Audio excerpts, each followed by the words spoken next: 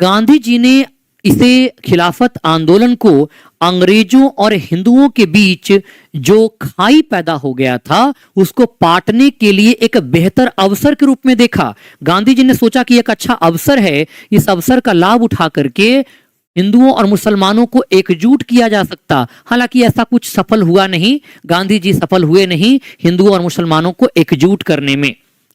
असहयोग का कार्यक्रम क्या था? 1 से 3 जून 1920 को इलाहाबाद में केंद्रीय खिलाफत समिति की बैठक हुई। कांग्रेस और खिलाफत के नेता मौजूद थे और इस बैठक में असहयोग कार्यक्रम चलाने की बात किया गया। असहयोग में जैसे टाइटल जो उपाधि है अंग्रेजों के द्वारा दिया गया उनको लौटा देना है, ब्रिटिश स्कूल कॉलेज न्यायालय का बहिष्कार करना है, ब्रिटिश सरकार की सभी संस्थाओं का बहिष्कार करना है, ब्रिटिश वस्तुओं का बहिष्कार करना है। ये तमाम सारी चीजों की बात उन्होंने किया। तब इसके बाद आप देखोगे कि खिलाफत आंदोलन का ही प्लेटफॉर्म का सहारा लेकर के गांधी जी असहयोग कार्यक्रम चला देंगे। यानी जो असहयोग कार्यक्रम नॉन कोऑपरेशन मूवमेंट शुरू किया गया वो किसके प्लेटफॉर्म पर गांधी जी ने शुरू किया? वो खिलाफत के प्लेटफॉर्म पर ही गांधी जी ने शुरू कर दिया। गांधी जी द्वारा शुरू किया गया पहला राष्ट्रव्यापी आंदोलन है असहयोग आंदोलन। 1 अगस्त 1920 को शुरू किया गया। हालांकि असहयोग कार्यक्रम के पक्षधर तिलक जी नहीं थे। तिलक खिलाफत आंदोलन के समर्थक नहीं थे क्योंकि उनका मानना था कि देखो यह तो मुस्लिम का मुद्दा है और एक किसी धर्म के विशेष के मुद्दे को लेकर के कोई बड़ा आंदोलन करना राष्ट्रीय स्तर पर यह उचित नहीं है। जबकि गांधी जी तिलक को अपना एक तरह से सीनियर मानते हैं, उनके प्रति बड़ा सम्मान था गांधी जी के मन में, लेकिन फिर भी गांधी जी ने यह शुरू किया। तिलक विरोध करते हैं और आप गौर करोगे 1 अगस्त 1920 को तिलक की मृत्यु हो जाएगी।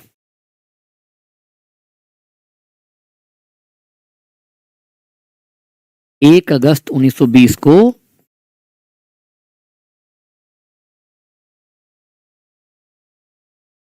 तिलक की मृत्यु हो जाएगी। कब हो जाएगी तिलक की मृत्यु? 1 अगस्त 1920 को तिलक की मृत्यु हो जाएगी। ठीक है, ये ध्यान रखना। 1 अगस्त 1920 को तिलक की मृत्यु हो जाएगी और 1 अगस्त 1920 को ही तिलक की मृत्यु के तुरंत बाद असहयोग आंदोलन शुरू किया जाएगा। हालांकि तिलक की मृत्यु पर गांधी जी कहते हैं कि उनका दाहिना हाथ कट गया है। दाहिना हाथ कट गया है ऐसी बात करेंगे। असहयोग आंदोलन शुरू। असहयोग आंदोलन शुरू करने का जो पहला प्रस्ताव रखा गया, एक विशेष अधिवेशन बुलाया गया कांग्रेस का सितंबर 1920 में। सितंबर 1920 में कलकत्ता में कांग्रेस का विशेष अधिवेशन बुलाया गया और इसकी अध्यक्षता किसने किया? इसकी अध्यक्षता लाला लाजपत राय ने किया। अध्यक्ष कौन थे? लाला लाजपत राय।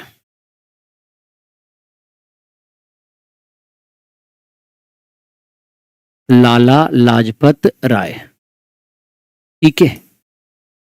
यहां देखने को मिलता है गांधी जी ने असहयोग का प्रस्ताव पारित किया। गांधी जी द्वारा असहयोग का प्रस्ताव पारित किया गया। असहयोग का प्रस्ताव प्रस्तुत किया गया। असहयोग का प्रस्ताव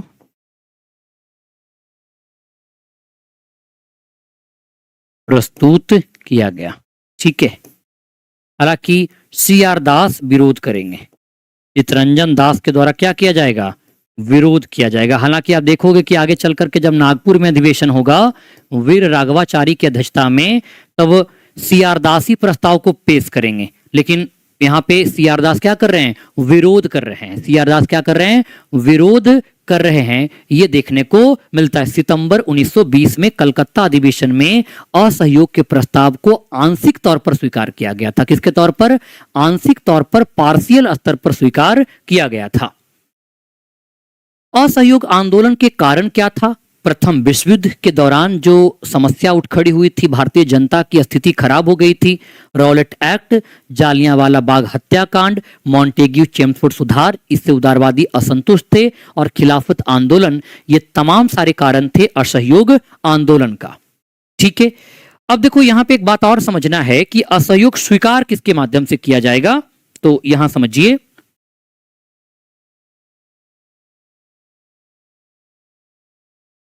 हाँ, नागपुर अधिवेशन, क्योंकि जो कलकत्ता का अधिवेशन था वो विशेष अधिवेशन था और स्पेशल सेशन बुलाया गया था, वो मूल सेशन नहीं था। नागपुर अधिवेशन, और यह नागपुर अधिवेशन की बात करें यह 1920 में हुआ, लेकिन यह किस महीना में होगा? दिसंबर 1920 में होगा, क्योंकि जनरली जो अधिवेशन होता था वो दिसंबर में हुआ करता था कांग्रेस का, यानी साल के आखिरी में हुआ करता था, दिसंबर 1920 में। इस नागपुर अधिवेशन की जो अध्यक्षता थी, इसके अध्यक्ष वीर राघवाचारी ने किया। वीर राघवाचारी ने इसकी अध्यक्षता किया। ठीक है, किसने? वीर राघवाचारी ने इसकी अध्यक्षता किया। यहां असहयोग का प्रस्ताव टी.आर. दास ने प्रस्तुत किया। असहयोग का प्रस्ताव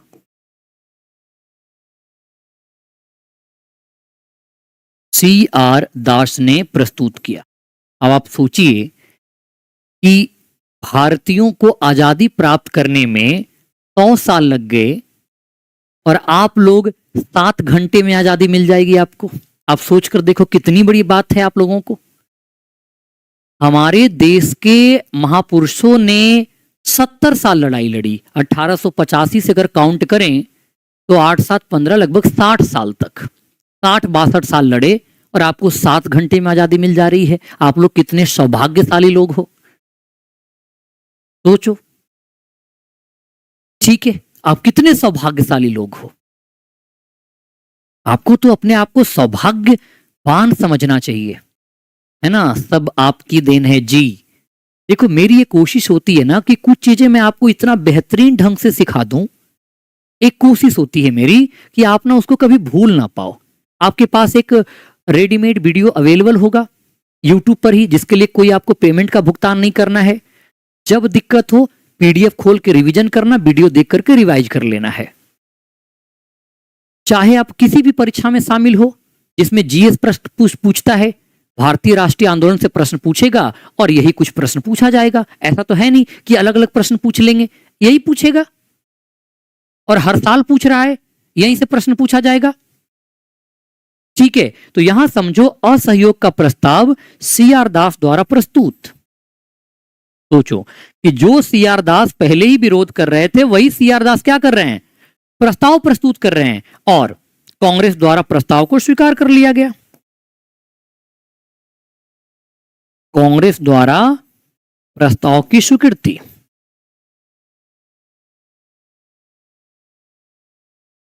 कांग्रेस द्वारा प्रस्ताव की स्वीकृति हो जाएगी, स्वीकार कर लिया जाएगा। ठीक है, क्या कर लिया जाएगा? कांग्रेस द्वारा प्रस्ताव की स्वीकृति कर लिया जाएगा। यह देखने को मिलता है नागपुर अधिवेशन। क्या देखने को मिलता? नागपुर अधिवेशन देखने को मिलता है वीर राघवाचारी की अध्यक्षता में। इसी अधिवेशन में कांग्रेस के संविधान में परिवर्तन किया गया। कांग्रेस ने वादा किया कि आजादी के बाद हम भारत में प्रांतों का गठन भाषा के आधार पर करेंगे और कांग्रेस ने कहा कि प्रांतीय कांग्रेस समितियों का गठन भाषा के आधार पर किया जाएगा। कांग्रेस ने सदस्यता शुल्क कम करके 4 आना कर दिया ताकि अधिक से अधिक लोग भारतीय इसका मेंबर कांग्रेस में बन सके। ये कुछ सुधार 1920 के नागपुर अधिवेशन के दौरान हुआ था। नागपुर अधिवेशन, ठीक है, तो नागपुर अधिवेशन अपने आप में काफी महत्वपूर्ण माना जाता है। इसमें काफी महत्वपूर्ण माना जाता है। जैसे इसमें आप देखो कांग्रेस के संविधान में परिवर्तन हुआ, कांग्रेस के संविधान में परिवर्तन किया गया।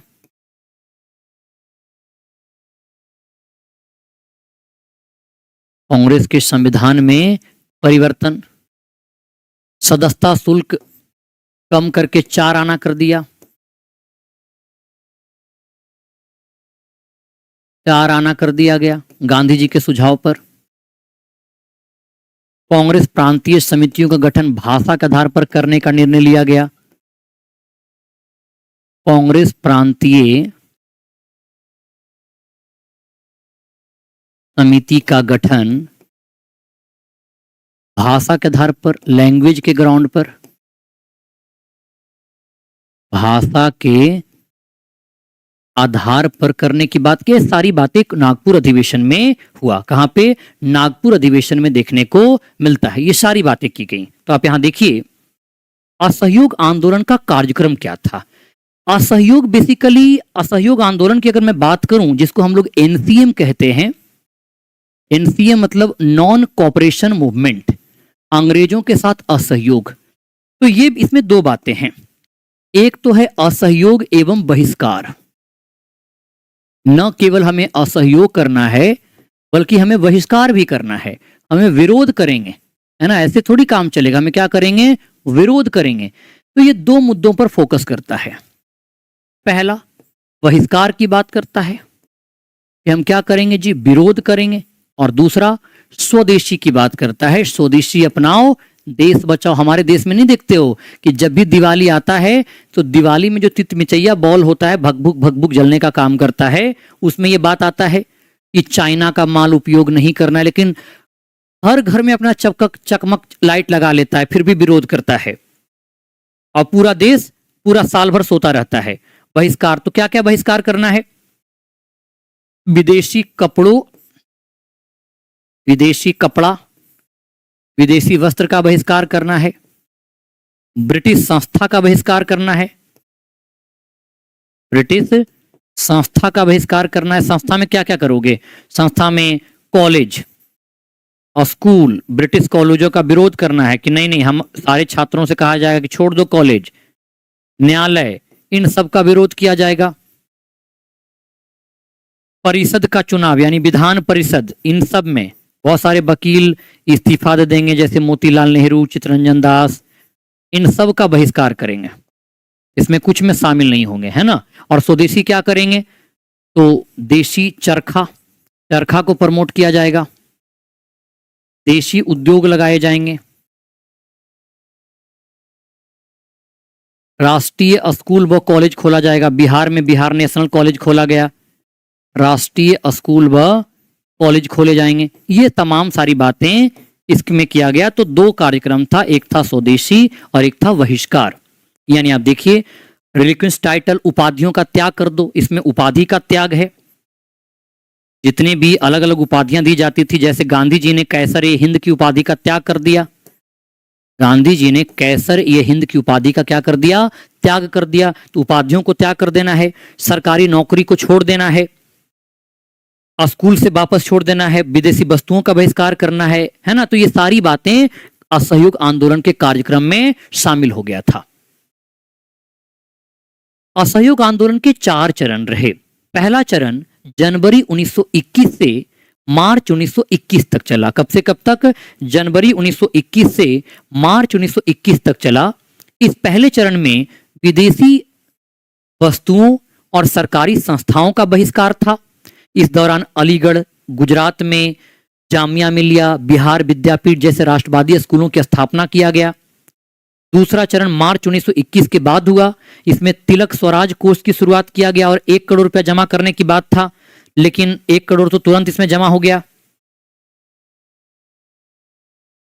तीसरा चरण जुलाई 1921 से, यहां पे जिन्ना ने के भाषण में मुसलमानों से ब्रिटिश सेना का बहिष्कार करने को कहा गया। जब प्रिंस ऑफ वेल्स भारत आए, और प्रिंस ऑफ वेल्स भारत कब आया? नवंबर 1921 में। अभी मैं बताऊंगा, प्रिंस ऑफ वेल्स का भारत आगमन नवंबर 1921 में हुआ। तो इसका विरोध करने की बात किया गया। और चौथा चरण में ब्रिटिश सरकार ने कांग्रेस और खिलाफत समिति पर प्रतिबंध लगा दिया, खिलाफत समिति पर प्रतिबंध लगा दिया। आप देखो, इसी बीच क्या होगा, मई 1921 में, मई 1921 में उसमें भारत का वायसराय था रीडिंग। तो गांधी रीडिंग वार्ता करवाया जाएगा, जिसका उद्देश्य था कि खिलाफत जो करने वाले नेता लोग हैं उनको कंफ्यूज कर दिया जाए, भ्रमित कर दिया जाए। ऐसा माहौल बनाने की कोशिश किया कि देखो गांधी जी तो रीडिंग के साथ वार्ता करके समझौता कर लिए हैं, आप लोग काहे आंदोलन कर रहे हो। यानी फूट डालने का मकसद के साथ क्या किया गया, गांधी रीडिंग टॉक किया गया, एक तरह से फूट डालना था। मई 1921 में, आपको मिलान करो में पूछ सकता है, इसका उद्देश्य था कंफ्यूज करना। जुलाई 1921 में खिलाफत समिति द्वारा एक प्रस्ताव पारित किया गया और ब्रिटिश इंडियन आर्मी छोड़ने की अपील किया गया। सैनिकों से आह्वान किया कि ब्रिटिश आर्मी छोड़ दो, और जब ये करेगा तो अली बंधु को गिरफ्तार कर लिया जाएगा। तत्पश्चात क्या होगा, तत्पश्चात अली बंधुओं की गिरफ्तारी कर ली जाएगी। जब ये कहेगा कि आर्मी वालों से आह्वान करेगा कि आर्मी क्या कर दो, छोड़ दो, तो अली बंधुओं की गिरफ्तारी कर ली जाएगी, तो गिरफ्तार कर लिया जाएगा अली बंधुओं को। नवंबर 1921 में प्रिंस ऑफ वेल्स का भारत विजिट होगा, और जब भारत विजिट होगा तो भारत में इसका विरोध किया जाएगा। बंबई में गांधी जी की सभा से लोग लौट रहे थे और कुछ लोग प्रिंस ऑफ वेल्स के स्वागत कार्यक्रम में भी गए हुए थे। ऐसा थोड़ी था उस समय कि देश की सारी जनता आजादी के आंदोलन में शामिल हो गई थी, नहीं, जनता का एक वर्ग अंग्रेजों के पक्ष में भी था। धीरे धीरे जनता को हम उग्र बनाते गए। तो मुंबई में क्या हुआ कि प्रिंस ऑफ वेल्स के कार्यक्रम से कुछ लोग लौट के आ रहे थे और कुछ गांधी जी के सभा से, दोनों के आपस में झड़प हो गई, दंगा हो गया। बंबई में दंगा देखने को मिलता है। विजिट ऑफ प्रिंस के आगमन के समय बंबई में क्या देखने को मिलता है, दंगा देखने को मिलता है। दिसंबर 1921 में सरकार का दमन चक्र चालू हो गया। सरकार दमन करना आंदोलन को शुरू कर दिया। कांग्रेस को अनलॉफुल घोषित कर दिया गया, सभाओं पर प्रतिबंध कर दिया गया, प्रेस पर प्रतिबंध लगा दिया गया। वो तमाम सारे काम किए गए ताकि असहयोग आंदोलन को क्या कर दिया जाए, दबा दिया जाए, कुचल दिया जाए। वो तमाम सारे काम किए गए ताकि असहयोग आंदोलन क्या कर दिया जाए, कुचल दिया जाए। ये सब दिसंबर 1921 की घटना है। दिसंबर 1921